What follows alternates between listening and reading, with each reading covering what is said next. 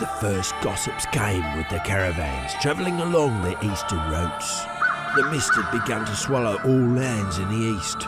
The local people claimed that strange, unnatural sounds kept coming from its swirling clouds. The greyish mist thickened.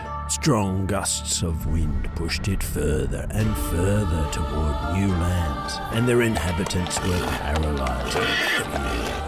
Yet the vapours did not spread evenly. Their hideous, moist fingers avoided some places of power, where people had been gathering in secret for hundreds of years to hail the forces of nature.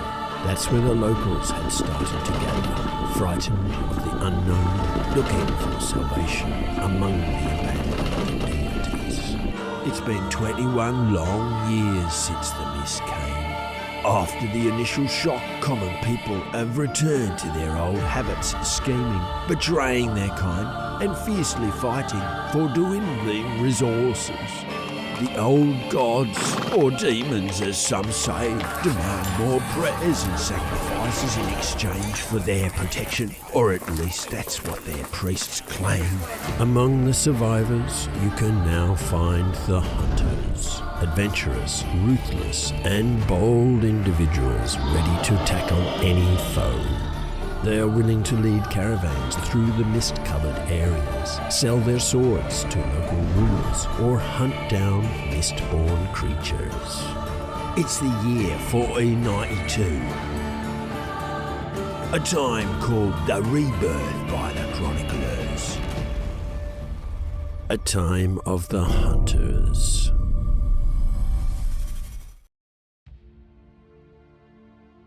Hello and welcome to this first episode of Shatterdice Plays The Hunters AD 1492.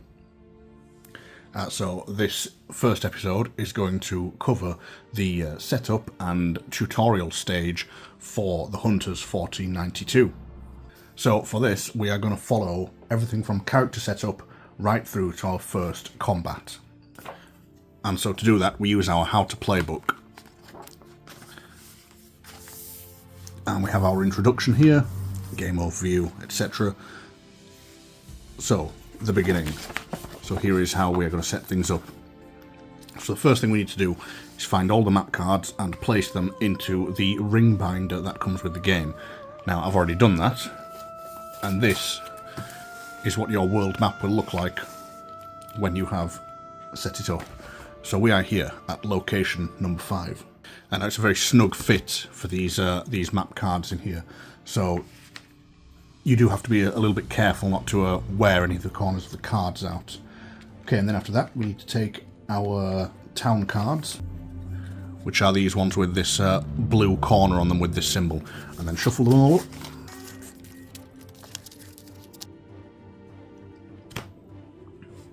Then we take our level 1 road cards. So our road cards are going to be our events that take place on the world map, and the level 1 has this little Roman numeral 1 here next to this green corner with a flag. And it says to take all level 1 road cards, shuffle them and form them into a pile. Place the card named The Beginning on the bottom of this pile. Okay, so we'll set that aside for now and then we'll shuffle all of these. And then we place The Beginning on the bottom of that pile. Okay, next we take our level 2 road cards and our level 3 road cards and we do the same thing, but this time there is nothing placed at the bottom.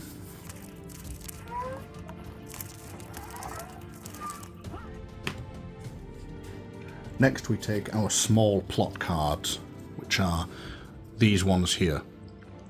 And it says not to shuffle them and just place them in a pile. It is worth noting that when you get these, the way they have been stacked as they are printed is the other way, starting with the highest number at the top. So you will have to reverse the order to get down to story event 1.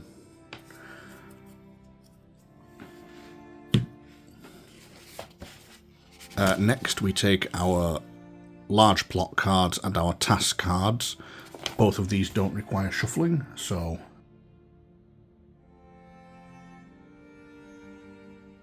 Then we set up our wagon board. So here is our wagon board. We're just going to place it here for now. And we place a cube on the day tracker in space 1. Because of course this is our first day. And this wagon is like our mobile base, essentially. This is what we travel around with. Oh, we also take these task cards, I missed that.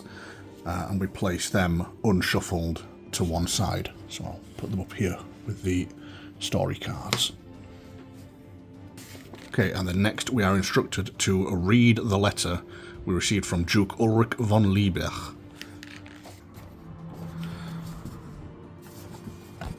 So here is the letter we receive, and I'll give this an appropriate dramatic reading. A beast born from the worst nightmares, a filthy demon feeding on human fear. It has come among us. Its strength, agility, and inhuman cunning, if its very existence, are completely beyond human comprehension. This creature, whose unnatural shape mocks nature itself, has been prowling the Penzberg forest for a couple of weeks. Our woodsmen are unable to catch the beast. Therefore, there's nothing else I can do but summon the famous experts for help, promising them my eternal gratitude and a handsome reward. Hurry your horses, do not waste a moment. Unspeakable danger threatens me and my servants every single day. Only our prayers let us avoid the claws of this devil incarnate. Duke Ulrich von Liebig, Lord of Penzberg, Eichenwald and Wasserburg, etc., etc. This is your big chance to participate in a great hunt at the personal invitation of Duke Ulrich von Liebig. You conclude that, despite having little experience, your last quest, killing a demon haunting the Reese Abbey, must have impressed those in power. Whatever that notorious beast is, you will hunt it down and slay it. Its fur will soon adorn your shoulders, and then your days of drunken revelries over cheap wine and sleeping in ditches will be over. You buy whatever is necessary, indebting yourselves a little more with your future reward in mind. 2 days later, you set forth, invigorated and hopeful and ready for adventure, heading straight into the beast's maw. Okay, then the last thing we do is place our hunter's marker and story card 001 face down on M05. So story card 1 goes on there, and then the hunter's marker is our little caravan miniature. So that's where we are right now. Okay, and then next is our hero setup. Now I've already determined which heroes I'm going to use, and I'm going to start with setting our first character, Vilhelm Schwarz. So these tracks are his stats. So he's got strength, intelligence, perception, agility. This one down the side is his morale, and we have a health track along the bottom. And the more experience we gain, we'll move our cubes up these tracks and gain more of each stat. And this one at the bottom will give us bonus health. So to set up Vilhelm Schwarz, we're going to put cubes in here. But just before we do that, if we look at the other side of his board, this tells us who Vilhelm Schwarz is. So, your powerful muscles and nerves of steel have been guiding you through your career as a professional hunter. You specialise in wielding mighty weapons, such as double-handed swords and axes. You leave pondering on moral dilemmas to your companions. Okay, so you start the campaign with a cinquedia, I think is how you pronounce that, and 2 ducats. And this shows us the setup of his equipment dashboard. So before we set up Vilhelm, we're going to set up his equipment dashboard. So the first thing we can see he has is 2 ducats. So we're just going to put that there. Then he has his cinquedia, his knife. Cinquedia. Okay, I'm going to have to get a new weapon as soon as possible just so I can pronounce what it is. So we can see this is a melee weapon. This symbol means it is light, which doesn't have much of an effect. Apparently it's better against some monsters. And then this tells us it uses his strength for its bonus damage. It rolls 1 die, It has no modifier to its attack value, and it has to be used in the same space as the target. Now we also have these tokens here, these 2 10s and these 2 crosses. So what these mean is we take these tokens, and the ones with the chains on in the shape of an X means he can never unlock that slot on his board, so he will never be able to take more than one of these accessories. And he will never be able to carry more than 3 of these like potions and what have you. And then the ones with the 10 on means we need to spend 10 experience points to unlock that slot. So he cannot carry any trinkets to start with, and he can't carry many potions, but he can carry lots of weapons. Okay, so that's his equipment board set up. And then, to set up his character stats, we simply take a handful of these cubes, and his starting stats are the ones that are highlighted in yellow. So his strength begins on this 20 mark, which gives him a strength of 2. The stat value is along the top, and the numbers in the rows are the experience needed to reach that level. He has 0 intelligence, 0 perception, and 1 dexterity. And then his starting health is 7, and the morale track has a little mark here for where his morale starts. Oh, and his bonus health starts there at 0 as well. So that's Wilhelm Schwartz set up. So I'll just move him over there for now. And then our next character, I'm going to be using 2 characters. I was tempted to use the Huntress, so I would have kind of a melee fighter and a ranged fighter. But when I saw the medic, Friedrich Baumann, he reminded me of that nerd from the film Van Helsing. Yeah, around here is thick with envy. Ah, this is my latest invention. It's gas-propelled, capable of catapulting arrows in rapid succession at tremendous velocity. So I thought, well, we're taking him. So let's see what he begins with. So, Friedrich Baumann. Helping other people is your calling.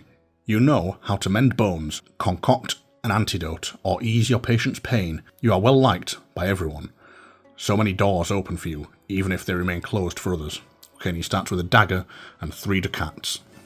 So, take a look at this. So there's his equipment board. So, his dagger is very similar to the Cinque Dia, with one major difference being that it has -1 to its target roll, so this is actually harder to hit with.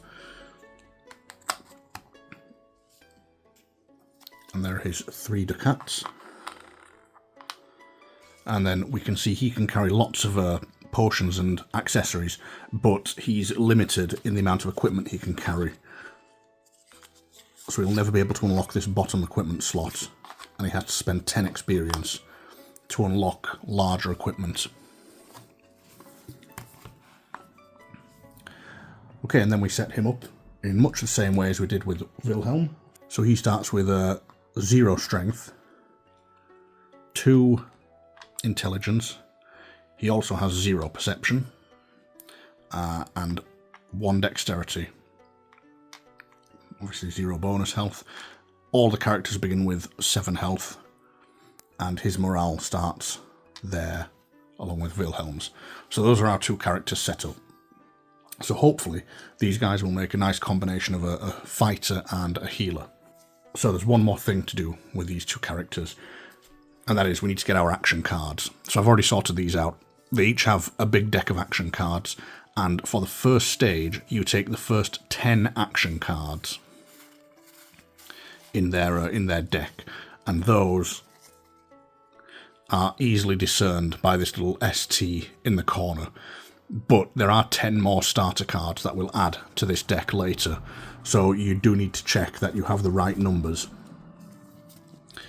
which are written here, so MC01, but they're not all just like 1 to 10. You get multiple copies of some of them. So like there you can see we've got 2 copies of MC04, so do check carefully which cards your character is meant to have. So we'll give those a shuffle. And these are what are going to determine our actions in combat.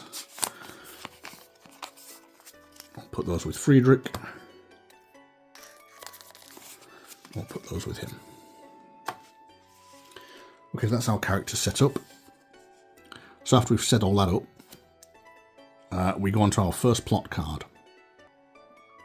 Now, a plot card with a red triangle and quill icon, if it's on the same map card as the heroes, you have to resolve it immediately.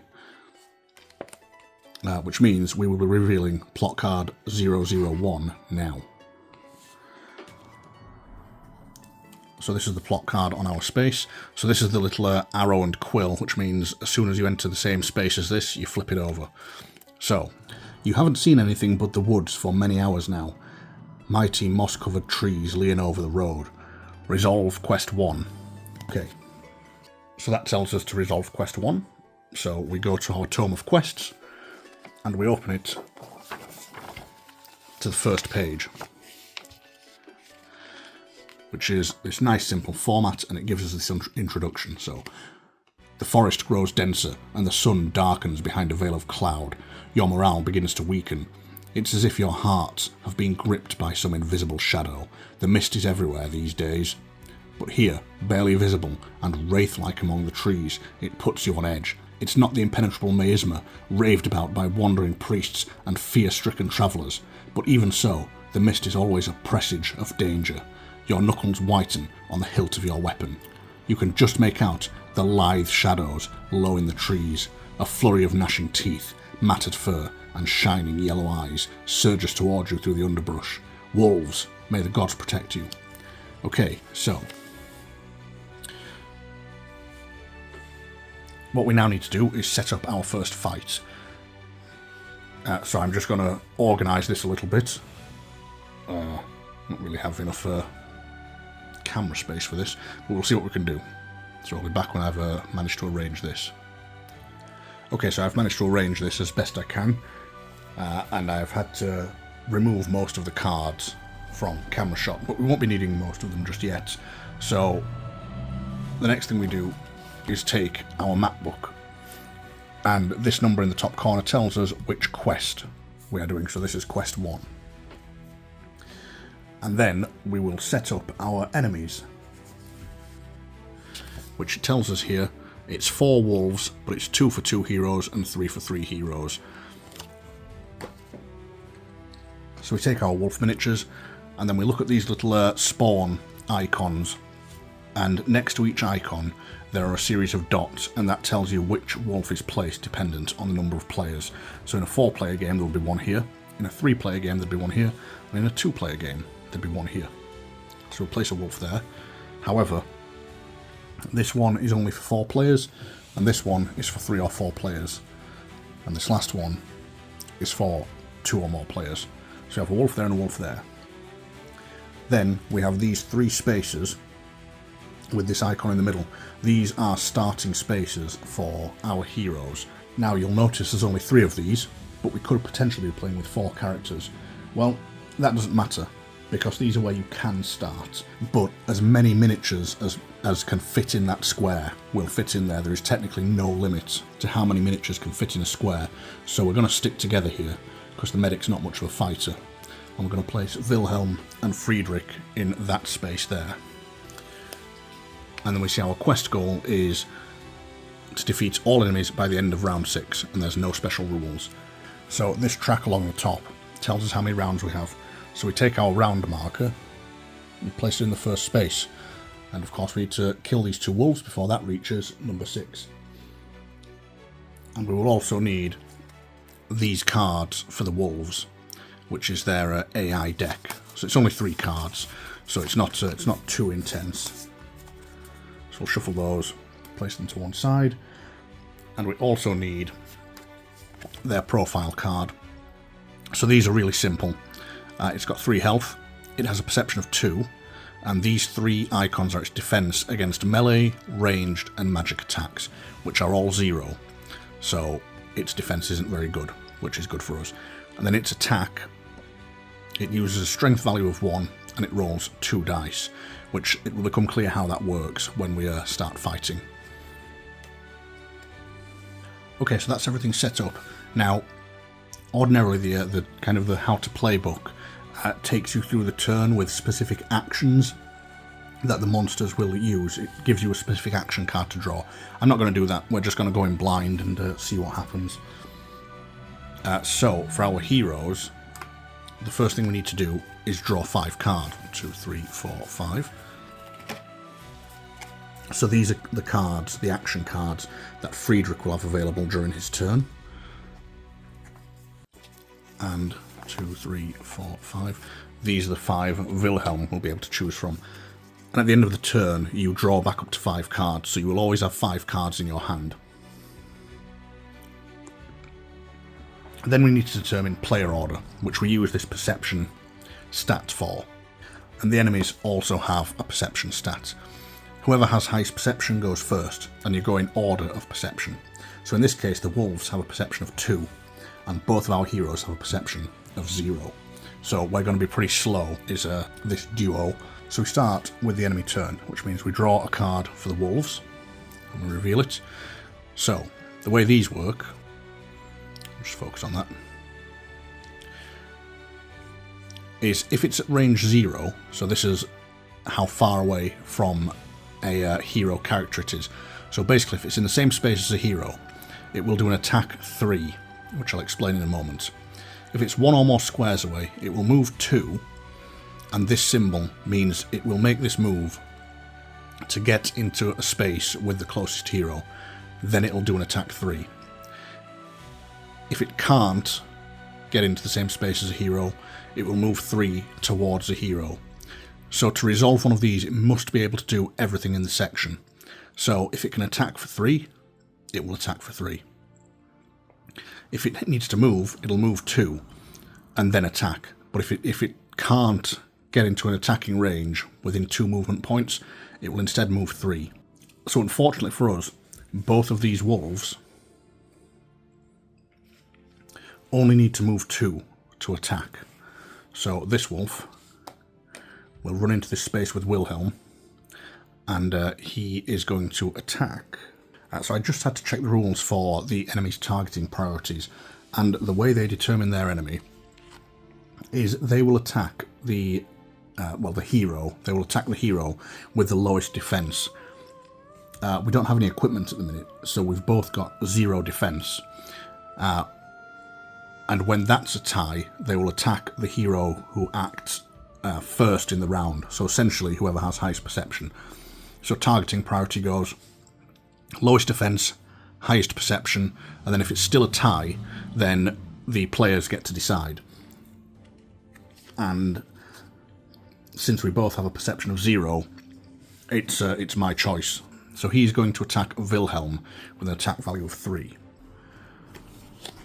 If we take a look at the wolf card, and he rolls 2 dice, every result of 3 or less will be a successful hit on Vilhelm. And we will also add his strength to the number of successes we score. So we'll roll our dice. So we get 2 2s, which means he gets 2 hits.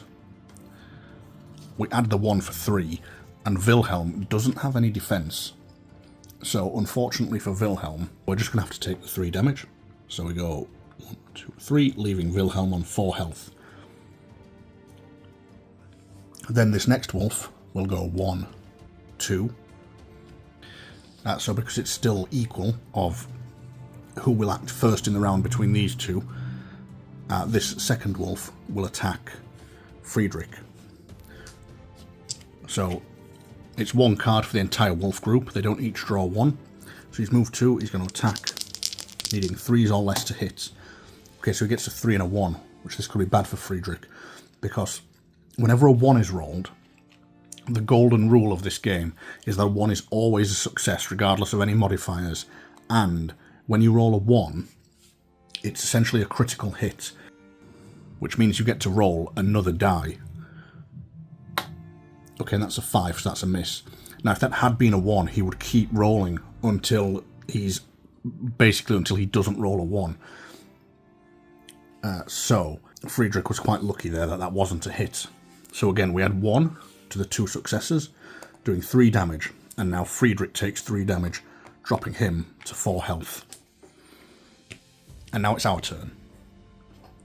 We're going to start with Vilhelm, because he is our heavy hitter. So we'll take a look at his cards.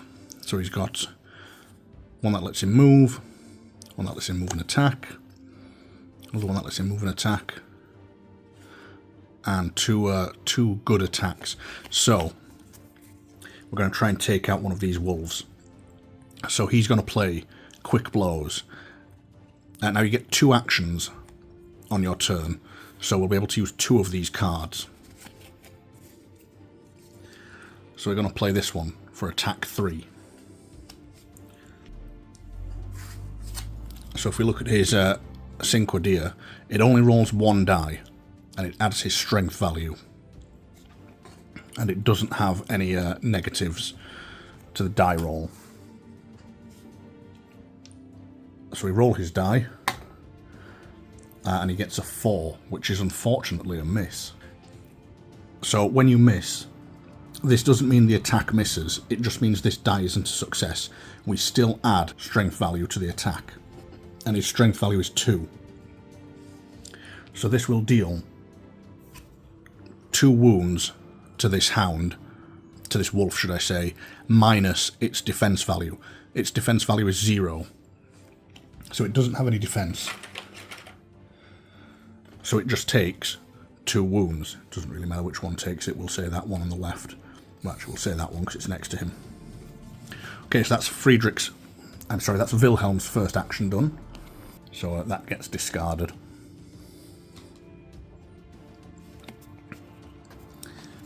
And then we really want to kill that hound, that wolf. So we're going to use the other Quick Blows just to make sure we finish it off. Because we've still got Friedrich to go, he might be able to do some damage to the other one. So an attack, we need a 3 or less. And we get a 1, which is perfect. Because this follows, just like the enemies, this follows the golden rule. So we get to roll another die. And it's a 4, so that one is a fail. But we take that 1 success, we add 2 to it, and the total damage to this wolf is 3. And they only have 3 health, so that wolf is defeated. And that's the end of Wilhelm's turn. Then Friedrich takes his turn. So our medic can jump, he can use a stimulant. Oh, that would have been a good idea to use that on Vilhelm to help him. Decoction of reversal. He's got a few interesting things, this guy. Attack. Yeah, I probably should have used him first, actually. So what he's going to do is he's going to use this stimulant with his first action. So you and your allies within range 0 to 1 gain +1 accuracy until the end of this round. So it's too late for Vilhelm, but what it means is with his second action we can use left swing, his dagger, if we remember. He adds his strength to it, but he minuses 1 from his result. So the die result, so basically like a 3 would count as a 4 would count as a 5. But he's used that stimulant, so this counts as a 3, which is good. So we roll his die, and we get a 4, of course. So he completely misses. And that is the end of our first round of combat. So now we have 3 cards left for each of our characters. So we draw 2 new cards. So for Vilhelm, we get a precise blow. And another precise blow. That shows how good I am at shuffling. And for Friedrich, we get a bandage and a left swing.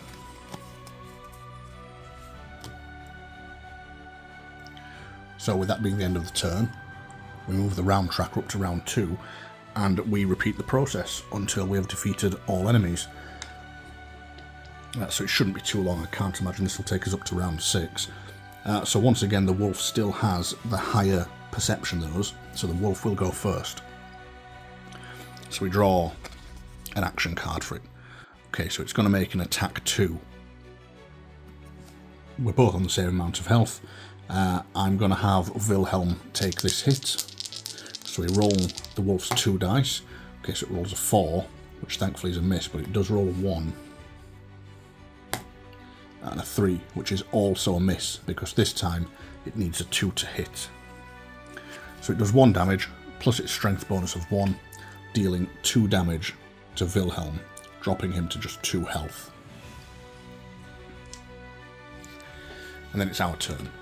So this time, I'm going to use our medic first, because as we saw, Friedrich has some nice abilities that will help Vilhelm out.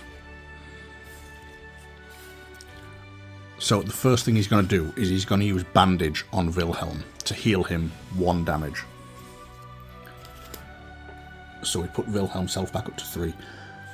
Because I'm not too sure, but I think in this game, I don't think you heal between games. I think your health is like constantly stays where it is when you're travelling.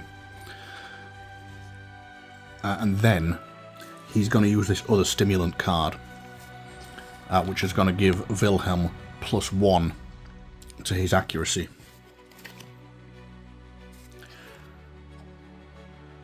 So that's Friedrich done. Now, what have we got for Vilhelm? Okay, so these precise blows are going to be our best chance here. So this precise blow is an attack 2, so we need to roll a 2, but that stimulant is in play, so we actually need to roll a 3 or less. So once again, our Cinque Deer, rolls 1 die, so we're looking for a 3, and we get a 1, which is another critical hit, so we get to add another die to that, and with a 3, that's 2 hits. Plus Vilhelm's strength bonus of 2 means it does 4 damage, and we kill the wolf. And that's it for our first combat. It's a very simple tutorial, of course. So at this point, we go back to our quest book. And as you can see, victory or defeat gives us some text and a result. So you don't go back and replay, at least not these tutorial quests. You just press on even if you've failed. So, the wolf slain, you pause to dress your wounds before stumbling back to the road. The sun is beginning to set, and you should have made it through this cursed forest hours ago. A fellow traveller at the last crossroads spoke of a cosy inn at the wood's edge, if you can just make it before nightfall. Okay, so each hero gains 1 experience. So we don't need our map for the moment.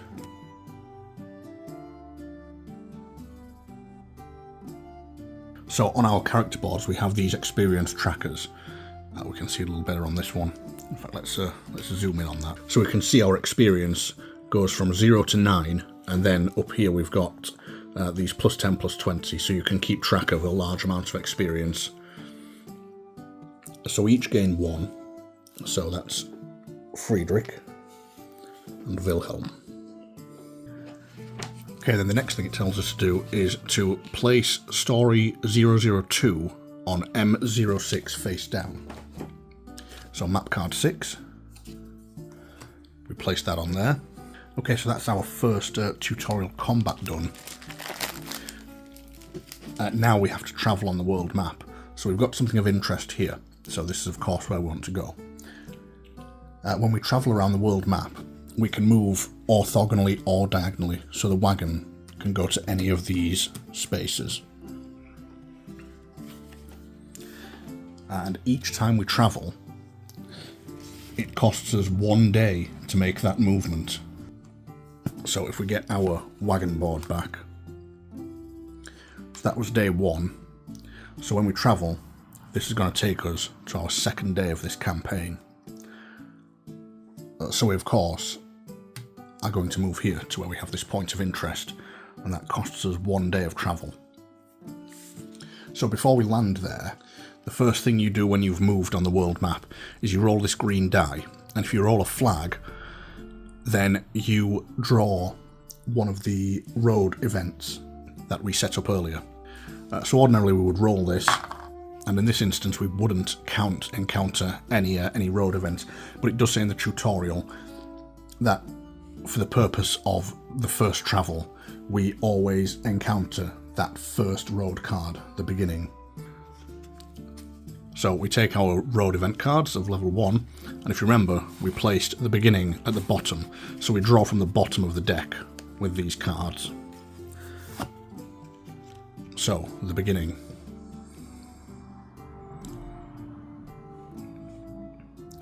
After some time you see sunlight piercing through the canopy, and trees are more sparse. It heralds that you approach the edge of the forest. The mist lifts too, and your mood with it. You can hear distant growls coming from the depths of the woods, but you hope that all dangers are far behind. Invigorated, you head out into the open. Okay, so the hero with the highest perception tests perception 3. Well, both of our heroes, if we remember, have terrible perception, so I suppose it's my choice. So we're going to have Friedrich do the test, mainly because he's got more health. So when we take an attribute test, we need this yellow die. And what we do is we roll this die, and we add the value of our attribute being tested to whatever number we roll on here. So we need a 3 to succeed. There's not much chance of us doing that, because we're going to be adding 0 to it. We get a 1, so we fail. Which means, if the test is failed, flip this card and read option B. So we flip the card, we read option B. You stop to carefully look inside a hollow between tree roots. Has something moved here? You stubbornly stare at the shadow, but finally move along, rubbing your eyes. You're just seeing things. Discard this card.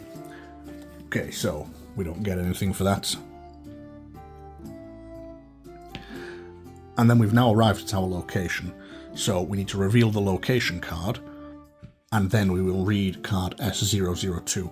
So of course I'm going to need to rearrange this a little bit, what with most of the map being covered with player boards. So this is the area where we now find ourselves. Now it's probably worth just noting here, if you notice you've got your map card number, so let's zoom in on that. So we've got M06 is the map card number. This Roman numeral above it of 1, this means this relates to what level of road event you draw. So your road events don't get more difficult as the campaign goes along. It's all based on what area you're in. So if this had a 2, we draw a level 2 road card. So there's obviously going to be more dangerous areas on the board than others. Okay, so we're in this area, so we need to resolve S002. Finally, you see a tall wooden inn surrounded by a palisade, the long-awaited rest, a bowl of steaming stew, and a soft mattress are within your reach. Resolve Quest 2. That takes us on to Quest 2, which is the second part of our tutorial, and that marks the end of our first tutorial. So very basic little rundown of combat and character setup there. Obviously it's very simple to ease you into the game. I will go on to do Quest 2, but we won't be doing that today. So I hope you enjoyed that first adventure of Vilhelm and Friedrich as they travel around trying to slay this horrible beast, whatever it is. And I will see you in the next one. Bye.